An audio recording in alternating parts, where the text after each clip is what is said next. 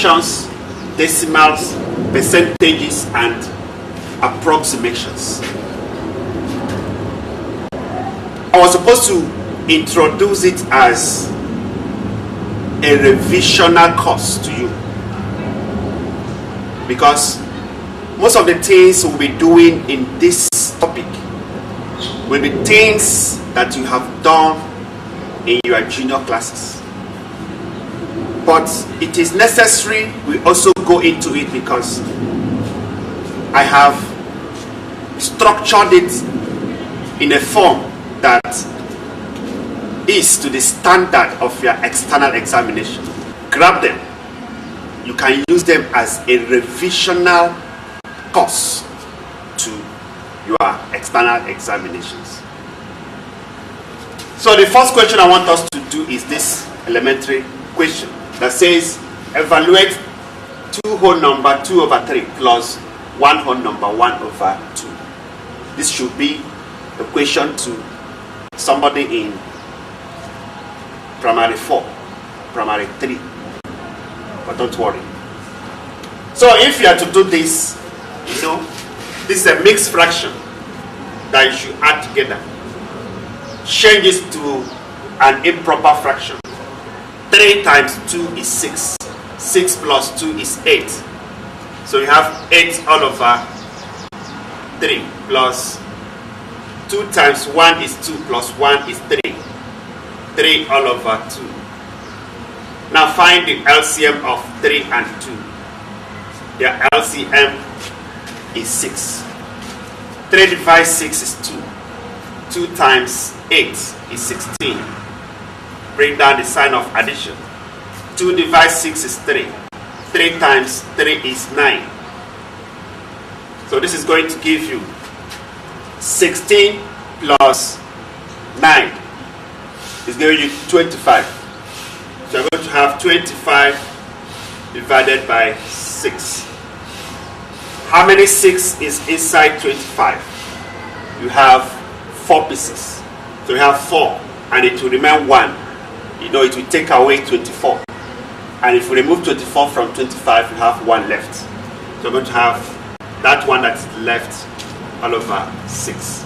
That means 2 whole number 2 all over 3 plus 1 whole number 1 all over 2 has this value, 4 whole number 1 all over 6. Second question says evaluate 1 whole number 5 over 6 plus 2 whole number 2 over 3 minus 3 whole number 1 all over 2. Change all of them to improper fractions so that you can handle them easier. 6 times 1 is 6 plus 1 will give you 11. So you have 11 all over 6 to be the meaning of this. Bring that plus. 3 times 2 is 6 plus 2 is 8. So you have 8 all over 3. Then bring down the sign of minus. 2 times 3, 6 plus 1, you have 7. All over the denominator, which is 2. Find the LCM of 6, 3, 2. The LCM is going to be one of the number among them, which is 6. Write the 6 under. 6 divided 6 is 1. 1 times 11 will give you 11. Bring down plus. 3 divided 6 is 2. 2 times 8 is 16. Bring down minus. 2 divided 6 is 3. 3 times 7 is 21. We have 21. Now begin to add. 1 plus 6, 7 plus 1, 8. 2 plus 1, 3 plus 1, 4.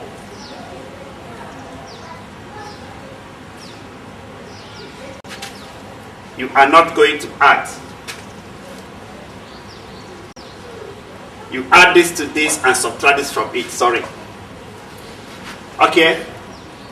11 plus 16 will give you 27. So we have 27 minus 21 all over 6. It's going to give you, if you subtract 21 from 27, you have 6. 6 divided by 6 is 1. That means all those long fractions, their value is just 1. The third question says we should evaluate one whole number 2 all over 3 times 7 divided by 3 whole number 1 all over 2. Change them to improper fractions, the mixed fractions that are there. There is 7 that is just a number. Change it also to a fraction so that you can merge them. 3 times 1 is 3 plus 2 is 5. So that mixed fraction becomes 5 all over 3 times 7 in fraction form means 7 all over 1. Instead of writing this under, just write divided by. Change this to an improper fraction. 2 times 3, 6 plus 1 is 7. 7 all over 2. This is going to give you 5 all over 3 times 7 all over 1. If you change the sign of division to multiplication, what you need to do is to invert the fraction that follows. As you have changed division to multiplication, instead of having 7 all over 2, we are going to have 2 all over 7. So we can cancel now. If you can get something that is cancelable, 7 can cancel 7. 2 times 5 will give you 10. All over 3 times 1 is 3. Change it to a mixed fraction. 3 divides 10 is 3. That means there are that 3 pieces of 3 will give you 9. If you remove 9 from 10, you have 1 left. So you're going to have 3, and that 1 that is left all over 3. And that becomes the answer to that question. Question number 4. It says evaluate 2 whole number 1 over 2 into brackets 1 whole number 1 over 4 divided by 3 whole number 1 all over 3. In this case, remember your board mass.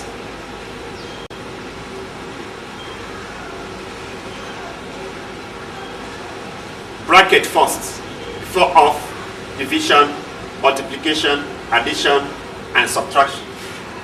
So we are going to simplify the bracket first now. So bring down 2 whole number 1 all over 2, that is outside.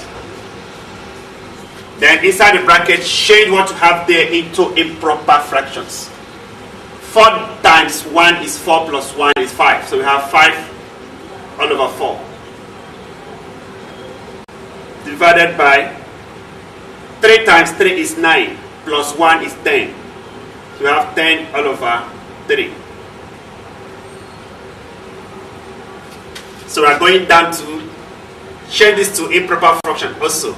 2 times 2 is 4 plus 1 is 5. So we have 5 all over 2 outside the bracket. Then inside the bracket we're going to have 5 all over 4. Change this to multiplication and invert the fraction that follows. Instead of 10 all over 3, you now have 3 all over 10 as you have changed division to multiplication. Now multiply out what you have here, since nothing can cancel itself. Okay, 5 can cancel itself to give you 1, cancel it to give you 2. So what we now have is 5 all over 2 into 1 times 3 is 3. All over 4 times 2 is 8. So now you can now open the bracket and expose it to 5 all over 2. It's now going to give you 5 all over 2 times 3 all over 8. 5 times 3 is 15. 2 times 8 is 16. And that is the value of that fractional expression that we have there. This is question number 4b. The only difference between this question and the formal form that we did is this sign of division before the bracket. So let's go. Change all of them to improper fractions first. 2 times 2, 4 plus 1, 5. So we're going to have 5 all over 2 divided by, open the bracket. 4 times 1 is 4 plus 1 is 5. So we have 5 all over 4 divided by 3 times 3 is 9 plus 1 is 10. 10 all over 3. Now close the bracket. Simplify the bracket first. Remember your board mass. So I'm going to have 5 all over 2 outside the bracket divided by, inside the bracket you have 5 all over 4 times 3 all over 10. When you change the sign of division to multiplication, invert the fraction that follows. So this is going to give us, you can cancel this to give us 1, cancel this to give us 2. So inside the bracket now we're going to have, okay, 5 all over 2 now divided by, inside the bracket you have 1 times 3 is 3. All over 4 times 2 is 8. Now you can open the bracket now. If you open the bracket, you're going to have 5 all over 2 divided by 3 all over 8. And this is the same thing as 5 all over 2 times 8 all over 3. When you change the sign of division to multiplication, you invert the fraction that follows. 2 can divide itself to give you 1, divide 8 to give you 4. 4 times 5 will give you 20. So we have 20 divided by 3 times 1 is 3. This is an improper fraction, so change it to a mixed fraction. And if you want to change it, that means 3 divides 20. There are 6 pieces of 3 inside 20, and it will give you 18. So you have 6. Subtract 18 from 20, you'll be left with 2. So you now have 2 all over 3. That means the value of that fractional expression there is 6 on number 2 all over 3. Question number 5 came in form of word problems. And it says that 2 all over 5 of the students in a class offered mathematics. Don't mind them. There is nothing like some fraction of students offered mathematics. You must offer it. You must. 1 over 1 will offer it. Okay. Assuming it was 14 of them that really offered the mathematics. Calculate the number of students in the class. 2 over 5 is the fraction that offered mathematics. In this kind of a thing, first of all, you start by saying, let's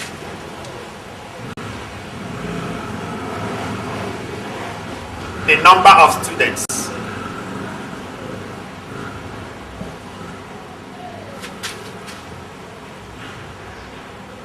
Let the number of students in that class be represented by any letter.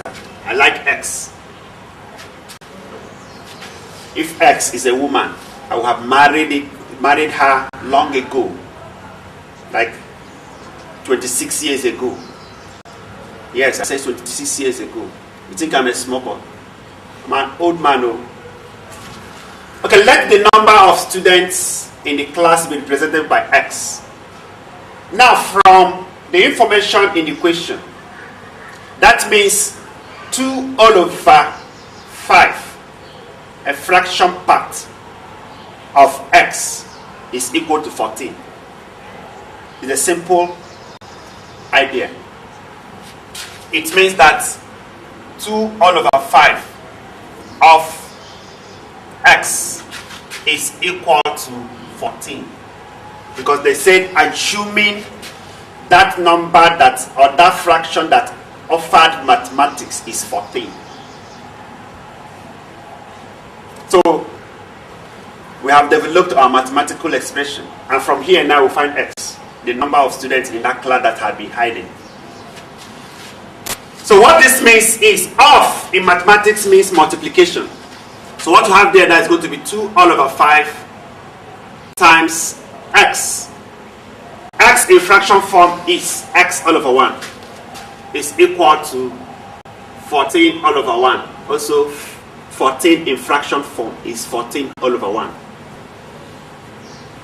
2 times x will give you 2x. 5 times 1 will give you 5. Is equal to 14 all over 1. Here now you can cross multiply.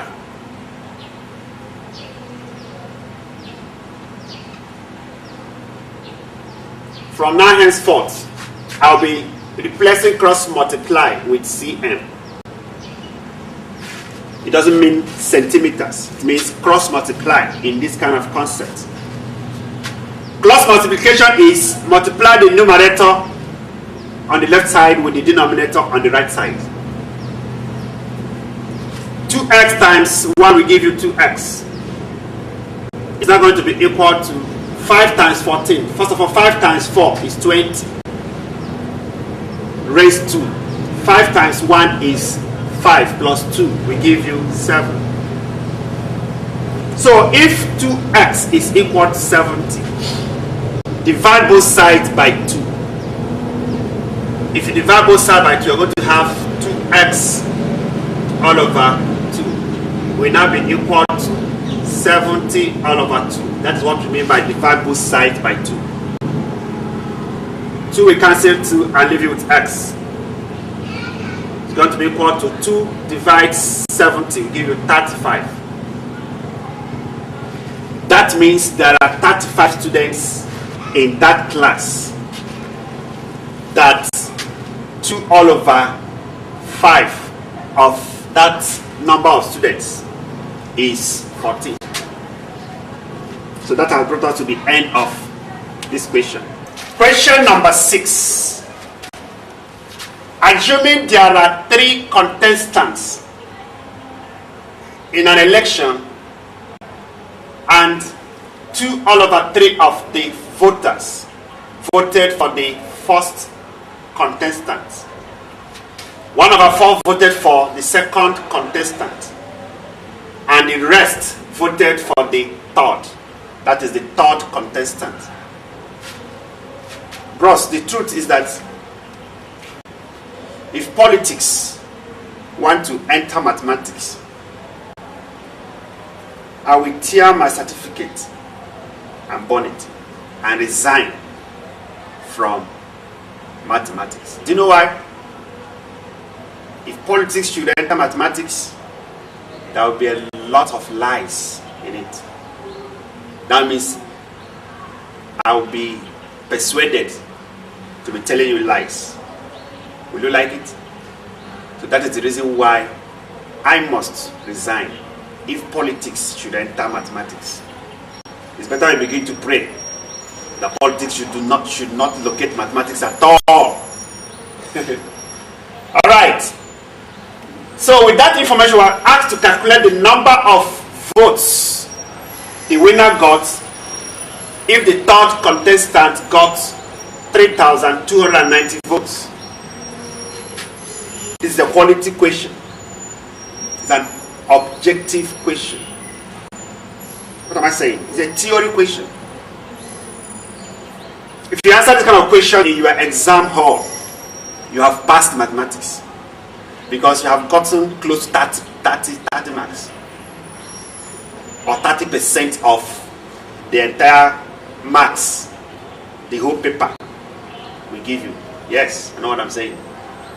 So pay acute attention to this. Okay. We are going to start by saying we do not know how many the voters are. For now, we don't know. So let the number of voters be represented with any letter. I told you I was supposed to have married X, had it been an X is a woman, even if she is ugly. But she's going to be beautiful because X is beautiful. So let the number of voters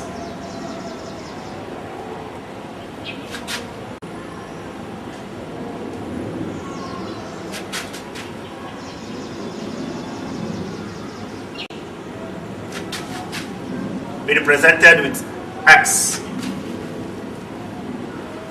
Now, 2/3 of X, which is the entire number of voters, voted for the first contestant. That means first, let's use this first for the first contestant, has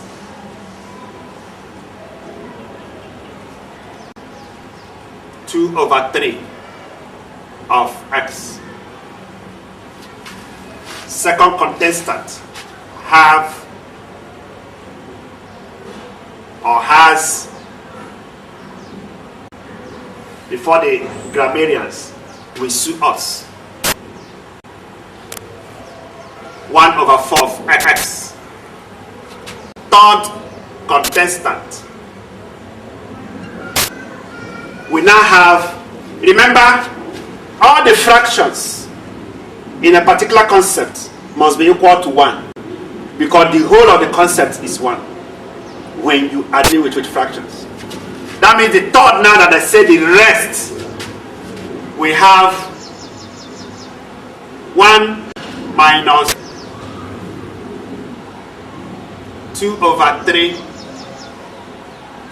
plus, and that is 2/3x. 2/3 of x plus 1/4 of x. That's what it means. Alright. The question asks us that we should calculate the number of votes the winner got if the third contestant got this. That means that the third contestant, which is this, is equal to 3,290. So the first thing we must do now is to work out the fraction of the third contestant from this our expression. So first of all, let's simplify the bracket. What we have here now is going to be 1 minus, bracket opens, 2/3 of x means 2/3 times x. It's going to give you 2x/3. Then plus 1/4 of x means 1/4 times x. It's going to give you x/4.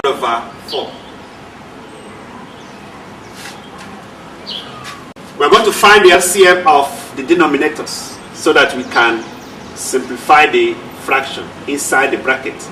So we're going to have 1 minus, open the bracket, the LCM of 3 and 4 is 12. 3 times 12 is 4. 4 times 2x will give you 8x. Plus 3 divides 12 is, 4 divides 12 will give you 3. 3 times x will give you 3x.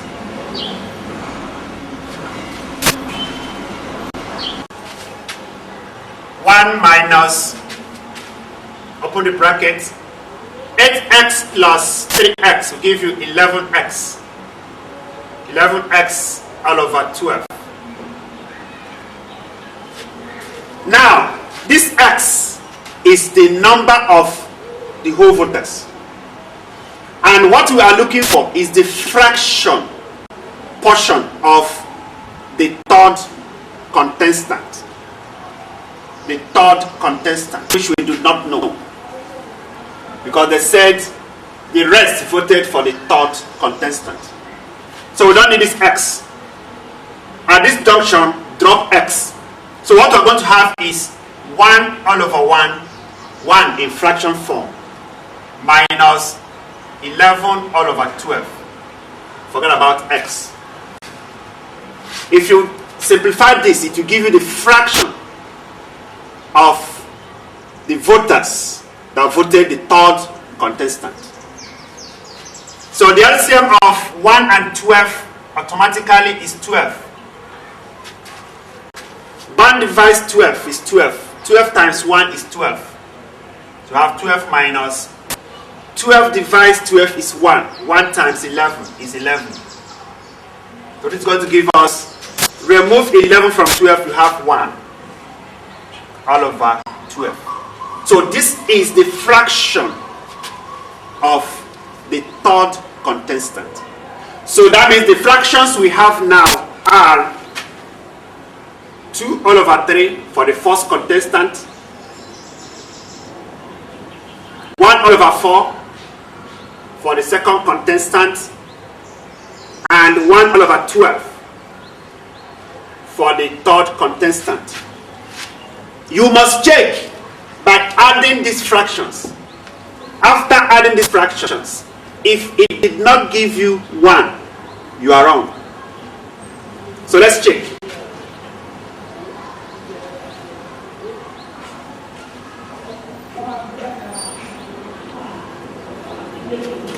Okay, the LCM of 3, 4, and 12 should be 12. 3 divides 12 is 4. 4 times 2 is 8. Plus 4 divides 12 is 3. 3 times 1 is 3.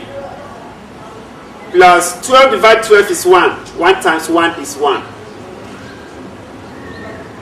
8 plus 3 is 11. Plus 1 is 12. So we're going to have 12 all over 12, which is equal to 1. That means our fraction and our processes to calculate the fraction for the third contestant was correct. So what we are going to do now is we are going to now write down the fractions for the first, second, and third contestant. I write it up here because I'm going to clean up all these processes and continue. This question is a very long one. So first contestant has 2 all over 4. Sorry, 2 all over 3. Second has 1 all over 4. And third has 1 all over 12. So let this remain here. So I'm not going to clean up all this because it is now that we have started solving that. These are the fractions of the 3 contestants in that election. Remember what the question says. The question said that we should calculate the number of votes the winner got if the third contestant got this. There are 2 ways you can find whom the winner is. The winner is the owner of the fraction that is greatest. He is the winner. Any of this fraction that is more than the other is the fraction of the winner. Now, if we want to find out the fraction that is greatest, you can use a calculator and do that. But without using calculator, I just want to teach you how you can find out the fraction that is greatest without maybe trying to divide out. In the first place, these are the fractions. The first one is 2 all over 3 for the first. Second one is 1 all over 4 for the second. The third one is 1 all over 12 for the third. I know why I want to take this long process, because I want to teach you something. Now, if you look at these fractions, what is the LCM of their denominators? The LCM of their denominators is 12. is the LCM of the denominators. Now begin to multiply both the numerator and the denominator of these fractions with that number that its product with the denominators will give you the LCM. I repeat, multiply both the numerator and the denominator of all these fractions with that number that if you multiply the denominators of the different fractions, you get the LCM of the entire fractions. By doing that, you are trying to make the denominators of the whole fractions the same thing, but you are not altering their values. Alright, so what I mean is, what is that number that you use to multiply 3 to give you 12? The number is 4. Now multiply both the numerator and the denominator of the first fraction for the first contestant with 4. So you're going to have 2 all over 3 times 4 all over 4. It will give you a value. Come to the second person. What is that number that if you multiply 4 with, you get 12? The number is 3. Now multiply the numerator and the denominator with 3. So the second fraction will now be 1 all over 4 times 3 all over 3. It will give you a value. Go to the third one. What is the number that if you multiply with 12, you get 12? The number is 1. Now multiply the numerator and denominator with 1. So you're going to have in the third fraction 1 all over 12 times 1 all over 1 to give you a value. When you multiply out this, the fractions you're going to get in each and every one of them is equal to the original fractions. But you are going to see that their denominators are going to be the same number, which is this, their LCM. So now, let's multiply out. 2 times 4 is 8. All over 3 times 4 is 12. 1 times 3 is 3. All over 4 times 3 is 12. 1 times 1 is 1. All over 12 times 1 is 12. You can see that all these fractions has been converted to fractions that have common denominator. This fraction 8 all over 8 all over 12 had the same value with 2 all over 3. If you want to cancel now, 4 divides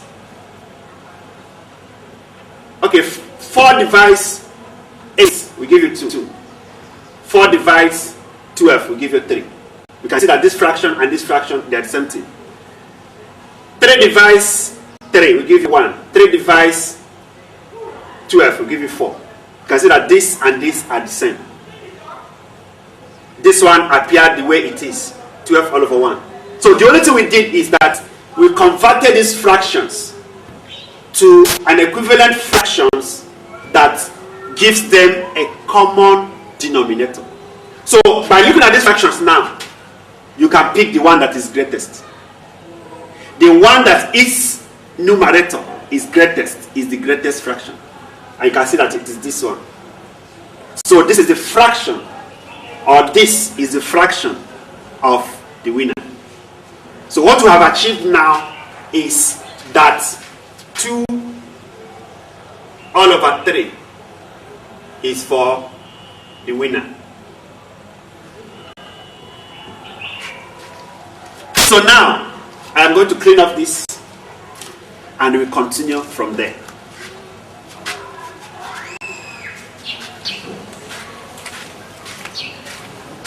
Now let me write the fraction here. 2 all over 3 is for the winner of the election, Jonathan. Ebele, good luck.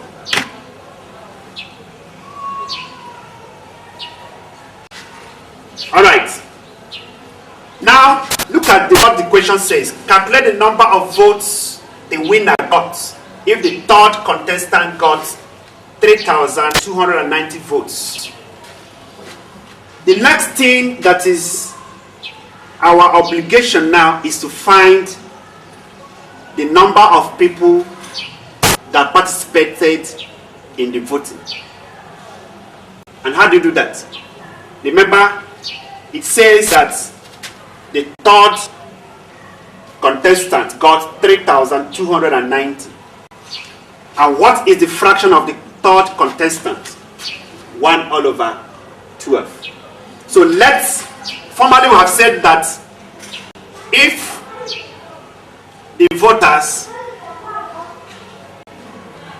could be represented by X, that means 1/12 of X is equal to this number, 3,290. From here, we can find X. And whatever we find X to be is the number of voters. Then from the value of X, we will now calculate how many votes the winner who has this fraction got. And that is the end of the equation. You can see.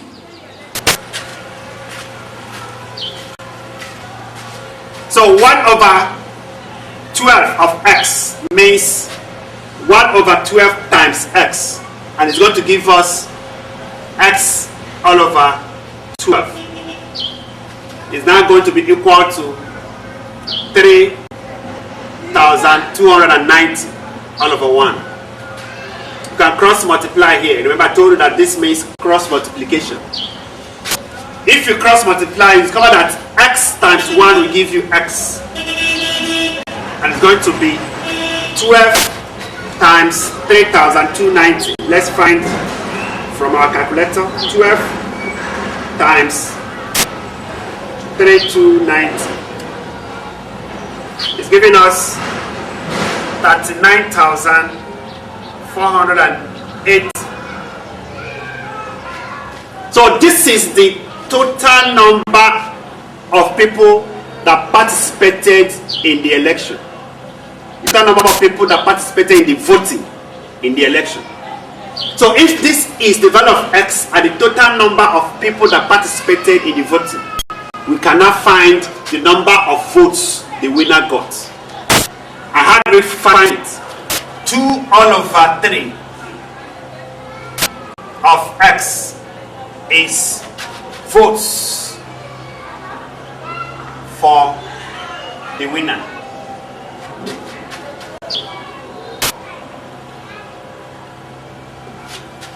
Is votes for the winner. Now, if this is the case, that means 2/3 of X means 2/3 times X. That's what it means.